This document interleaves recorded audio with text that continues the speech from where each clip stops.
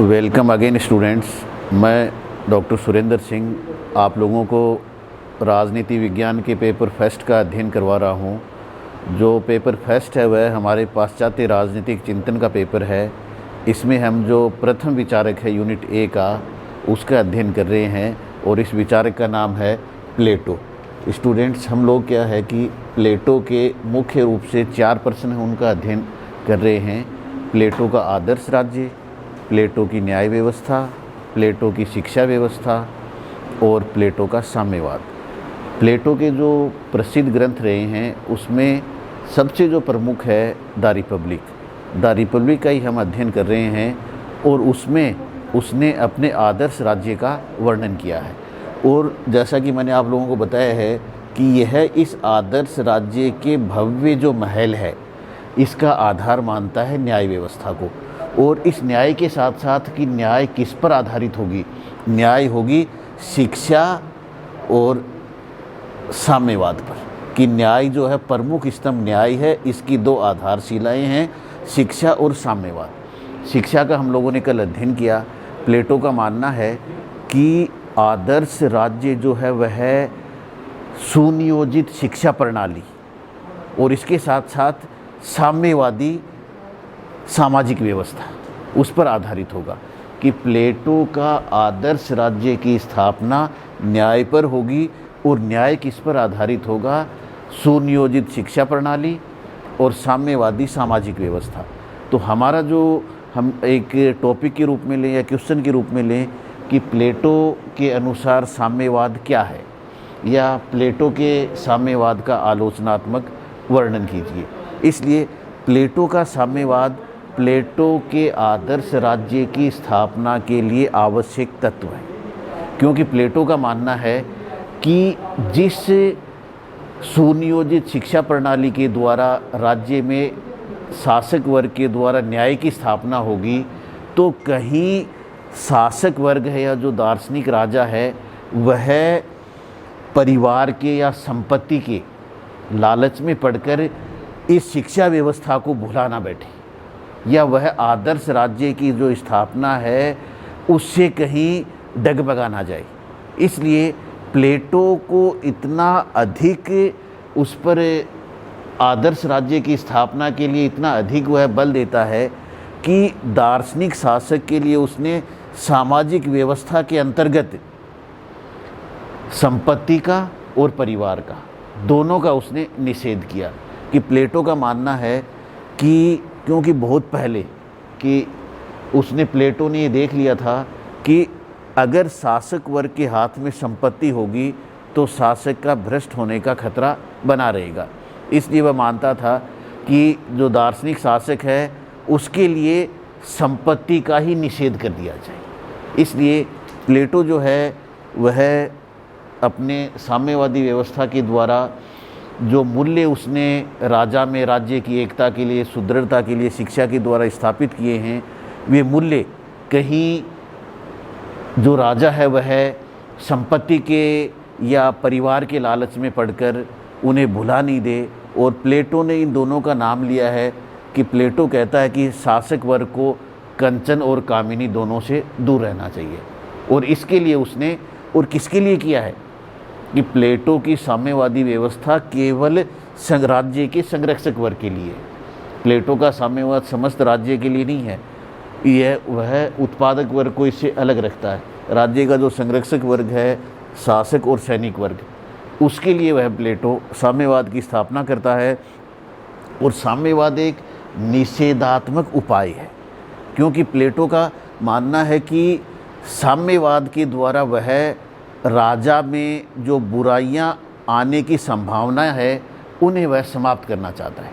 और इसके लिए इस साम्यवाद के अंतर्गत वह मान के चलता है कि सबसे पहले वह संपत्ति, जो 2 प्रकार का कि संपत्ति विषयक साम्यवाद, इस संपत्ति विषयक साम्यवाद में प्लेटो राजा के लिए समस्त प्रकार की संपत्ति का निषेध करता है या संरक्षक वर्ग के लिए समस्त प्रकार की संपत्ति वर्जित है।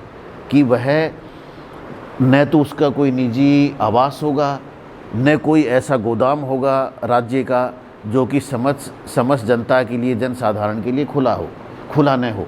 और इसके साथ साथ वह राजा शासक वर्ग जो है वह सामान्य लोगों की तरह, जो सेना के डेरे हैं उनमें वह उसका रहन सहन होगा, और वह संपत्ति को, यहाँ तक कि संपत्ति को उसे छूना भी नहीं है। इसलिए संपत्ति को लेकर वह इतना आशंकित था प्लेटो कि संपत्ति का ही उसे समूल नाश करना पड़ा, जहाँ तक कि संरक्षक वर्ग का संबंध है।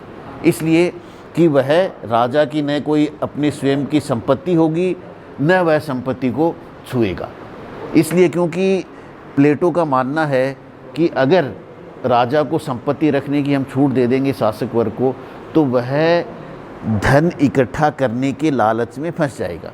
उसमें स्वार्थ के, एक दूसरे से प्रतिद्वंद्विता के, एक दूसरे से आगे बढ़ने के जो अवगुण हैं वे पैदा होने लग जाएंगे।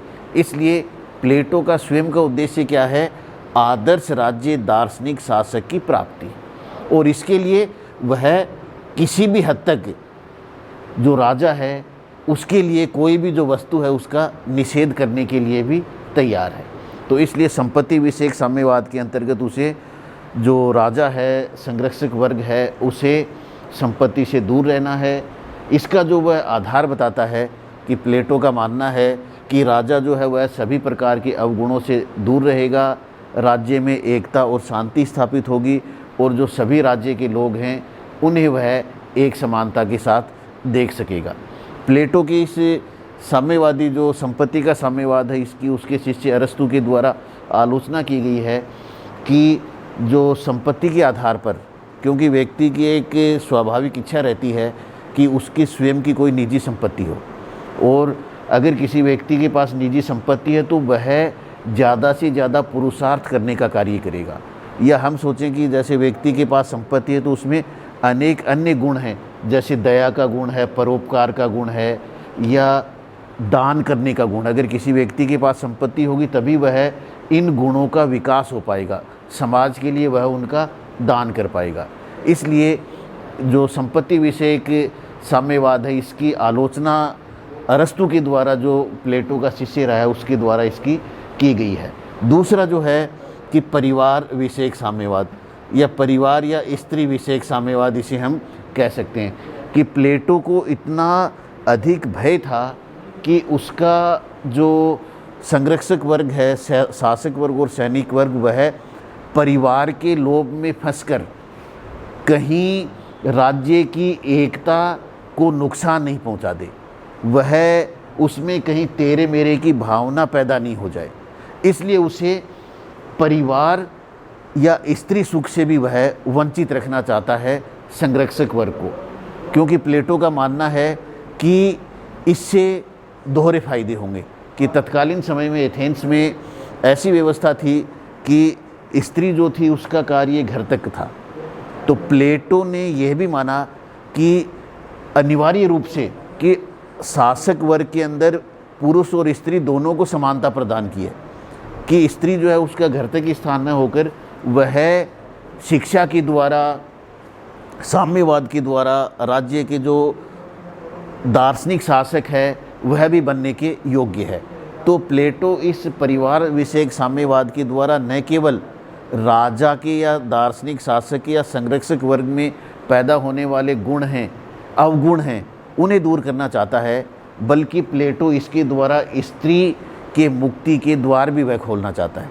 इसलिए प्लेटो जो है वह अपने परिवार विषयक साम्यवाद, स्त्री विषयक साम्यवाद के द्वारा ये कहना चाहता है कि जो संरक्षक वर्ग है उसका न ही तो कोई निजी परिवार होगा, न ही वह कोई निजी रूप से अपना घर बसा कर रहेगा। राज्य, जो समस्त राज्य की जो स्त्रियां हैं सभी की सामूहिक रूप से पत्नी होंगी। इसलिए एक तरफ जो संपत्ति विषयक साम्यवाद है, इसके द्वारा प्लेटो ने संरक्षक वर्ग को समस्त वस्तुओं का त्याग करना है, वहीं इस परिवार विषयक साम्यवाद के द्वारा जो राज्य की समस्त स्त्रियां हैं उनको स्वीकार करना है।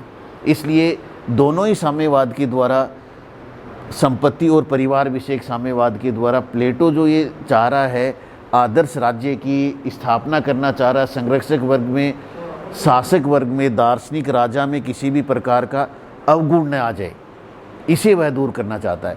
पर इसके जो परिवार विषयक साम्यवाद है, इसके अंतर्गत इसकी आलोचना भी उसके शिष्य अरस्तु के द्वारा की गई है कि जो परिवार विषयक साम्यवाद के द्वारा जो स्त्री हैं, कि स्त्रियों का कार्य केवल योग्य संतति प्रदान करना ही नहीं है, कि स्त्री के अंदर भी दयालुता की भावना है, एक दूसरे के साथ सहयोग करने की भावना है।